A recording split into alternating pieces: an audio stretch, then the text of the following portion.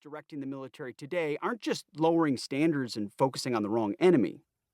They are overtly working to rid the military of this specific, essential type of young patriot. They believe power is bad, merit is unfair, ideology is more important than industriousness, white people are yesterday, and safety is better than risk-taking. However, our enemies still understand that a soldier needs to be powerful, skilled, and courageous. Sometime soon, a real conflict will break out, and red-blooded American men will have to save their elite candy asses. You may not want your sons or grandsons to enlist right now, but teach them to be powerful, skillful, and brave. When war comes, and it will, abroad or at home, that's what will win it for us.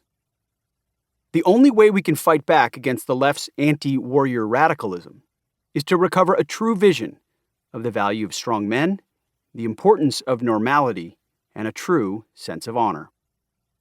It would be easy to lose faith. But looking at the sweep of American history shows this isn't the first time that the military has been undermined by feckless civilian leaders and foolish brass. Generals have always chosen certain groups to discriminate against. Over the years, the identity of the disfavored class of soldiers has shifted from one group to another. Positive change happens when those disfavored soldiers commit to serving even in an imperfect force. No matter how bad things are for the American military, and things are really bad, I believe I will not be the last Hegseth to wear the uniform I love. This book is a clarion call to charge ahead with everything we have into the breach. Retreating now means we will definitely lose. Charging ahead means we have a fighting chance. The military is where our country needs, desperately, patriotic, faith-filled, and brave young Americans to step up and take the long view.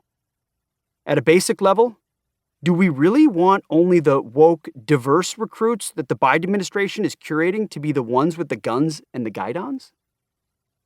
But more than that, we want those diverse recruits pumped full of vaccines and even more poisonous ideologies to be sharing a basic training bunk with sane Americans. If elite universities are where underprivileged kids learn how to hobnob with the elites, then the military should be where the potential Antifa members learn what it really means to use force for just and honorable reasons. The American military is one of the great de-radicalization machines for aimless young men, but only if it's working correctly. The United States military was designed to act as the immune system of America's sovereignty, the reflexive snap to repel harm, the tireless sentry for threat, the promise of consequence against foes of freedom. Always has been, always should be. Yet America and her military are going quietly into the night. Powerful leftists have leveraged their disdain for America to systematically confuse, neuter, and weaken the greatest fighting force for good this world has ever seen. It happened, and is still happening, rapidly.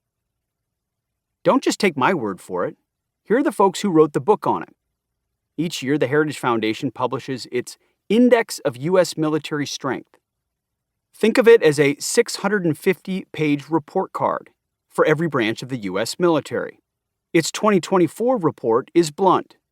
Quote, "As currently postured, the U.S. military is at significant risk of not being able to defend America's vital national interests." End quote. For the second year in a row, our military is rated as weak relative to the force needed to defend national interests. Weak?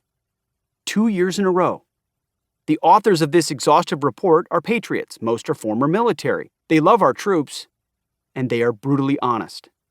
Things must change, and quickly, for the sake of our country and our warfighters. The failure to acknowledge the sacrifice and goodness of the American fighting man is nothing new.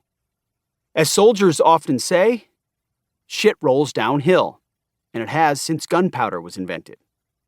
The failures of civilian leadership often fall on the shoulders of our nation's warfighters, not only minimizing their valor, but marginalizing their sacrifice in pursuit of post-war political priorities.